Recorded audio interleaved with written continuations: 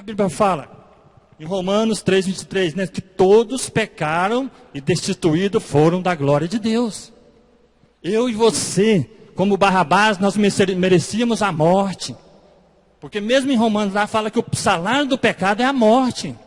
Né? E a raiz do mal, a raiz do pecado, né? De lá do pecado original, lá no jardim, no qual o homem desobedeceu a ordem de Deus, isso está intrínseco na humanidade. Né? Isso está em nós. Porque Deus criou o homem bom, reto, perfeito, a sua imagem e semelhança os criou. Macho e fêmea os criou. Não é isso que a palavra fala? Né? Então, irmãos, eu creio que Adão e Eva, eles eram bonitos demais, eles eram lindos. Né? Porque eles eram imagem e semelhança de Deus. Né? A plenitude de Deus, a essência de Deus estava na vida deles. A glória de Deus estava na vida deles. Eu creio que não existe, né, Brad Pitt, Angelina Jolie ou qualquer outro símbolo de beleza, né, que se comparasse, não chegasse nem aos pés de Adão e Eva. Eles eram o casal mais lindo da época. Aí você fala, claro, né, só tinha os dois. Não, mas não por isso, né? Porque eles eram imagem e semelhança de Deus, a perfeição de Deus, o melhor de Deus. Adão e Eva. E nesse período que eles viveram ali, todos os dias, né, a virada do dia, Deus ia lá conversar com Adão. Ei, Adão, tudo bem, meu filho? Tinha aquela intimidade, tinha aquela comunhão, tinha aquela união. Né? E Adão falava e conversava com Deus. O que você fez hoje? Ah, Senhor, eu dei um nome para os animais. Esse aqui eu chamei de cavalo, aquele eu chamei de elefante. Né? Porque a Bíblia fala que Adão colocou nome nos animais. Cuidava do jardim, zelava do jardim. Né? E Deus conversava com ele todo dia, né? E terminava, vou embora. Fica com Deus, vou embora. Trocadilho, né? Fica com Deus que eu vou. Amanhã eu volto. E assim era, essa comunhão, esse amor, essa interação do homem com Deus. Mas o dia que o homem desobedeceu, né, a ordem de Deus, o mandamento de Deus, né, deu ouvidos à voz que não vinha de Deus, e pecou, e caiu, a Bíblia fala que foi destituído da glória de Deus. Ele perdeu aquela essência, ele perdeu aquela imagem e semelhança que ele tinha com Deus. Porque o pecado nos distorce, né? O pecado distorce, o pecado torna o homem feio. Né? O pecado torna o homem esquisito. E lá na glória, não existe, não pode, né? O pecado, a corrupção, não pode estar na glória de Deus. Então o homem teve que ser expulso do jardim. E o homem veio para a terra. E assim é a consequência do seu pecado. Agora o homem perdeu aquela imagem e aquela semelhança, aquela perfeição que ele tinha com Deus, pelo pecado. Ele estava distorcido a sua imagem agora. Mas Deus falou, crescer, multiplicar, encher a terra e tal. E assim foi. Né? E com o crescimento da humanidade, o crescimento, né, da população, cresceu-se também a maldade do coração do homem. A cada dia o homem se tornava mais mau, mais corrupto, mais idólatra, mais distante de Deus. Cada dia ele estava mais feio. Como diz a Priscila, os irmãos estão me entendendo, né? Cada dia o homem se tornava mais feio. Ao ponto de Deus falar assim, não, chega, não aguento mais. Não aguento. O homem não aparece nem aquela imagem e semelhança que ele tinha de mim, eu não vejo mais no homem. Perdeu toda aquela essência, eu vou destruir, vou acabar com tudo. Eu me arrependo de ter feito o homem. Irmão, palavra dura, né? Eu me arrependo, o próprio Deus falou, eu me arrependo de ter criado o homem. Porque o intento do homem agora é só maldade, né? Os desejos do seu coração é só para o mal. Mas Deus olhou naquela multidão e viu um cidadão lá, por nome de Noé. Ele falou assim, bem, esse rapaz aqui não é tão feio quanto os outros, não. Esse rapaz aqui ainda tem um pouco da minha imagem, da minha semelhança. Ele não está tão feio quanto os outros, não. E chamou Noé, Noé, vem cá. E falou, eu vou destruir, né, o homem que eu criei. através das águas. Mas deu para ele o projeto, né, de um livramento. A arca, ele começou a fazer aquela arca, começou a falar, a pregar o arrependimento, arrependa porque Deus vai fazer isso, arrependa porque Deus vai acabar com tudo. E ninguém creu, porque aos olhos do mundo aquilo era loucura. Fazer uma arca daquele, né, daquele tamanho e tal, nunca tinha chovido, né? E aí, é loucura. A sabedoria de Deus é loucura para o homem, né? Mas é poder para nós que cremos. E Noé obedeceu a Deus e fez aquela construção. E quando terminou, que entrou Noé, sua esposa, seus 3 filhos, as suas 3 noras, Deus fechou a arca e veio a destruição, e aquela população toda se dizimou. E aí, Noé e sua família, né, sobreviveram, porque creram no Senhor, porque obedeceram à voz do Senhor. E quando Noé saiu da arca, depois que baixou as águas, a primeira coisa que Noé fez foi levantar um altar e sacrificar a Deus. Eu creio que aquela fumaça, aquele aroma chegou, né, com um aroma agradável às narinas do Senhor. Ele deve ter respirado. Nossa, agora o mundo está mais limpo, está mais bonito, né? Nós estamos esperando, né? Depois de uma chuva, a gente vê que está toda aquela fumaça, aquela poeira, né? Está ruim para respirar, não está? Eu creio que Deus também sentiu o cheiro da maldade do homem e aquilo era terrível. Mas agora tinha tudo acabado. E Noé, a primeira coisa que ele faz é sacrificar a Deus. O holocausto, né, em agradecimento. E Deus, né, aquilo agradou a Deus. E Deus falou, agora cresça, multiplica novamente, enche a terra. E assim foi. Mas, irmão, o coração do homem é difícil. O coração do homem pende para a maldade, irmão. E continuou. A população novamente começou a crescer, a humanidade, e a maldade novamente veio no coração do homem. E Deus, no decorrer, né, da história, sempre tinha levantado homens e mulheres para falar, né, pregar o arrependimento. Né, homens e mulheres que os sinais e maravilhas e prodígios seguiam eles, porque acreditavam e confiavam no Deus vivo. Né, homens que através da fé, né, abriam o mar e o povo passou em seco. Homens que confiou na palavra do Senhor e gritou e tocou trombetas e o povo bradou e muralhas caíram.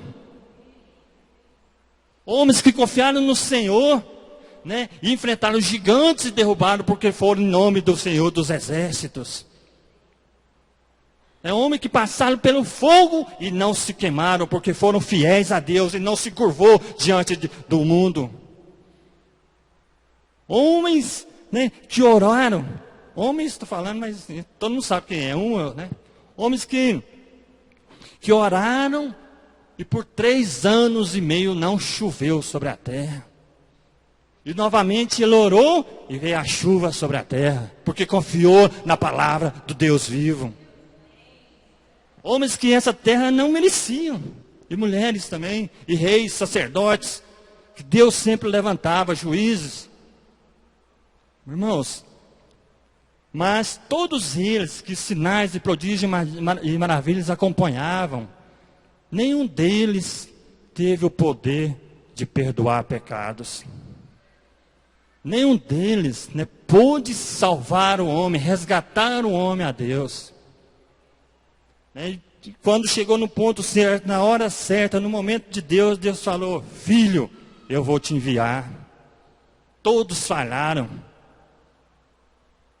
Filho, você vai ser humilhado, você vai ser rejeitado, você vai ser açoitado, você vai ser abandonado, vão te pregar numa cruz, você vai ficar sozinho, até eu não estarei contigo naquele momento. Jesus, envia-me, Senhor, envia-me, Pai. E Jesus veio e obedeceu em tudo ao Senhor.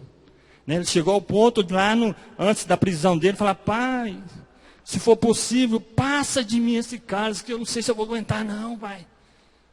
Aquela aflição, aquela dor, sabendo que o momento dele estava chegando, no qual ele, né, suou lágrimas de sangue ali, né, e suor de sangue. porque ele sabia que estava o momento. Mas ele falou: Pai, não seja feita a minha vontade, mas a tua vontade. E a vontade do Pai era me resgatar, era te resgatar, era nos salvar. O plano original de Deus, que o homem perdeu lá no jardim, Deus já tinha planejado, arquitetado o seu plano para nos resgatar. Para nos fazer novamente a imagem e semelhança sua, da sua plenitude. E Jesus então veio. Jesus veio.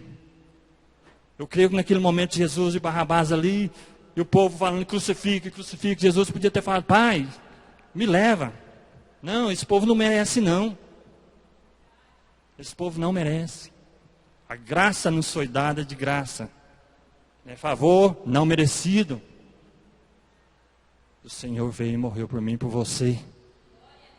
Então Jesus falou, ele tinha o poder. Porque quando ele foi preso, e Pedro cortou a orelha do soldado ali, ele falou: para aí, Pedro, para aí.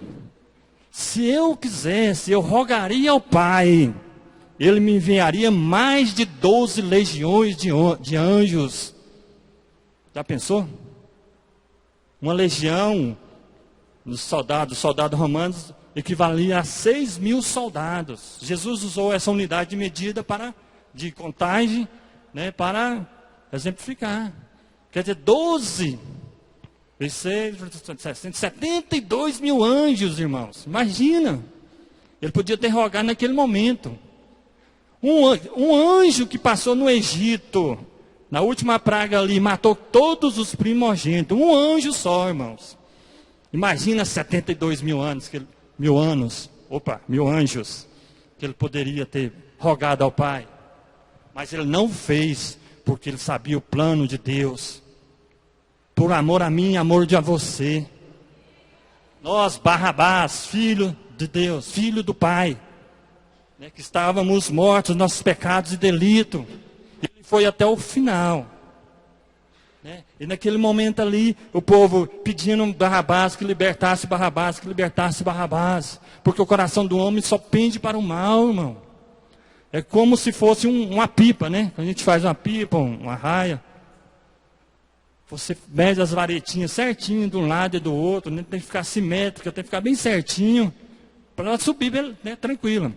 Quando um lado fica maior, o que acontece? Ela fica pendendo para um lado, né? Você tenta, né, vir para cá, ela só fica para um lado, pendendo. Por quê? O peso dela está mais para um lado. Assim é o coração do homem. Aí quando você tenta para um lado, ela vai, mas você esforça tanto que você cansa. Aí você desce a pipa, pega uma fitinha da rabiola lá, né? Coloca do outro lado, faz um contrapeso. Quem já soltou raia aí sabe, né? Faz um contrapeso, aí ela sobe. Porque a fitinha faz um peso para cá e ela sobe tranquila. E assim somos nós, como a raia. Nosso coração só pendendo para o mal. Eu quero fazer o mal. Todo dia o pecado bate na nossa porta. Vamos, agora, de manhã, na hora do almoço, de tarde, na janta, na hora de dormir, o momento. Todo momento. Como Deus falou para Caim, né, quando ele matou Abel, ele falou: o pecado jaz à porta, né, mas cabe a você dominá-lo ou não. Cabe a nós dominá-lo ou não, irmão. Nosso coração só está pendendo, irmão. Está pendendo para o mal. Isso é a natureza do ser humano. É a raiz do pecado que está em nós. Mas quando nós pomos aquela fitinha que simboliza o Espírito Santo de Deus, Ele nos coloca em pé e nos endireita. O pecado está nos chamando para cá, mas o Espírito Santo fala: não, vem para cá.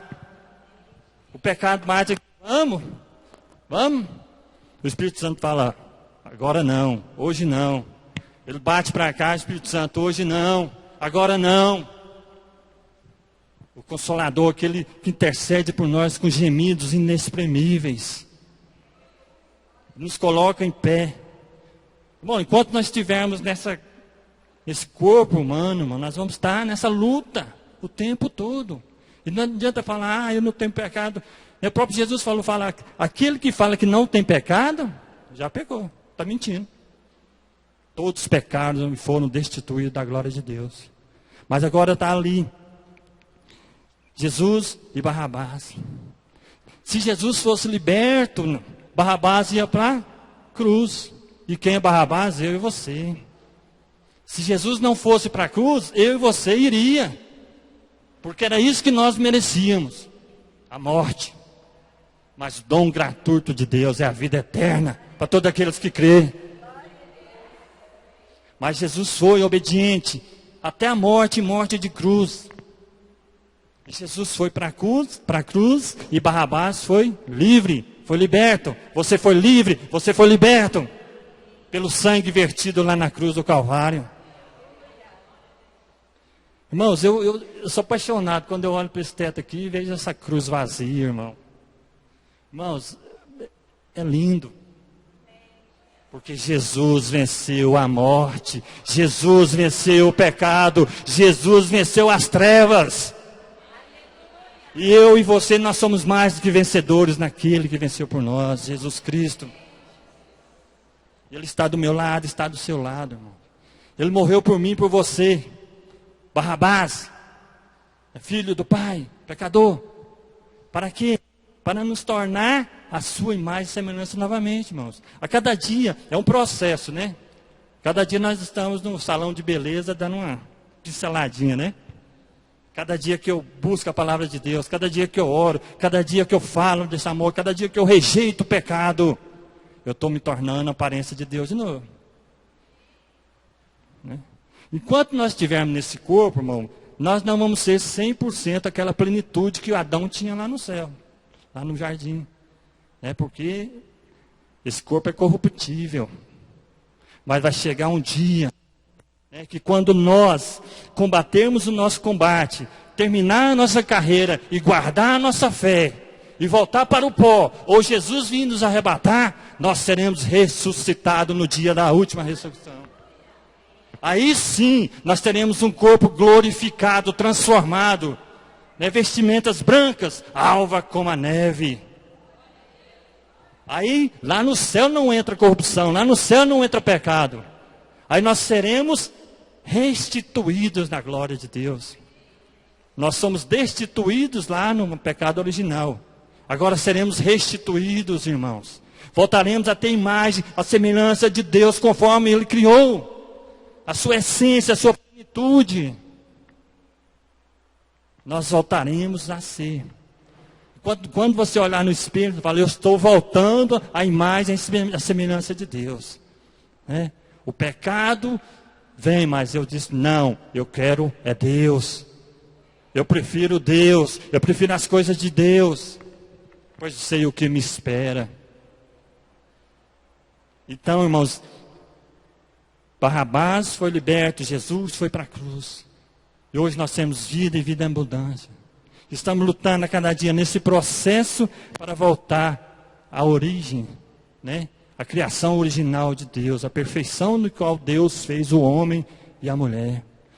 E um dia nós vamos entrar lá, como ele diz lá em Apocalipse, ao vencedor darei a coroa da vida. Ao vencedor darei de comer da árvore da vida. Aquela fruta que nós não morreremos mais. Ao vencedor darei autoridade sobre as nações. Ao vencedor farei assentar-se comigo no meu trono. Jesus disse isso, irmãos. Quem é vencedor aqui? Quem está lutando para vencer, para chegar o dia da ressurreição, nós subirmos com o Senhor Jesus Cristo e ter esse corpo glorificado e transformado. Pois esse é o projeto de Deus para a salvação do homem, para a salvação da humanidade. O seu amor incondicional por mim e por você, fez enviar o teu filho para morrer por mim e por você. Então, irmão, que nós possamos valorizar esse sacrifício. Nós possamos valorizar no que Deus fez por mim e por você. No que Jesus fez por mim e por você. Irmão, hoje nós temos é só a fé, é pela fé. Antigamente a lei era dura, era rígida, era olho por olho, dente por dente. Porque o povo era mau, o coração do povo era mau. Hoje, o coração do povo é mau também. Mas hoje nós temos a graça de Deus. Hoje é pela fé. Você tem livre acesso a Deus. Antigamente era o sacerdote, uma vez no ano, ele fazia aquele ritual todo, né? E sacrificava aquele multidão de cordeiro, de carneiro. E aquela fumaça cobria o pecado do povo. Mas quando Jesus veio, foi batizado, o que João Batista falou? Eis o Cordeiro de Deus que tira o pecado do mundo. Agora não só cobre, mas tira o meu pecado e tira o seu pecado. Ele tem o poder para perdoar pecados. Ele tem o poder para salvar o homem. Essa autoridade, irmãos, Deus nos outorgou também sobre a igreja. Jesus foi para o céu, né? Mas ele falou, em meu nome expulsarão demônios. Em meu nome, colocar a mão sobre os enfermos, eles serão curados. Hoje a igreja é que faz os milagres e maravilhas, através do nome de Jesus. Porque as maravilhas e sinais e prodígios que Jesus fez, foi através da fé dos homens. Seja feita conforme a tua fé. Vai, a tua fé te salvou. O que queres que eu te faça? Jesus tinha poder de curar e salvar todo mundo. Mas porque nem todos recebiam? Porque não tinha fé, não criam, não acreditavam. Então, a obra de Deus foi cumprida em Jesus Cristo. O plano de salvação de Deus foi cumprido em Jesus Cristo. Cabe a eu e você receber. Jesus foi para a cruz, Barrabás, eu estou livre agora. Eu não sei o que Barrabás fez depois daquele dia. Não sei se ele voltou, se ele converteu, não tem relato. Mas na minha vida eu tenho que saber o que eu fiz. Na minha vida eu tenho que saber quando eu aceitei Jesus, quando eu aceitei e confiei que o Senhor Jesus é meu único e suficiente Salvador. Eu tenho que saber. Eu fui livre. E agora? O que eu vou fazer? Vou continuar livre ou vou voltar para a escravidão? Vamos continuar livre, né, irmãos? Para a honra e glória do Senhor Jesus Cristo. Amém? Então, que Deus possa abençoar a vida dos irmãos, que possa completar essa palavra no coração de cada um.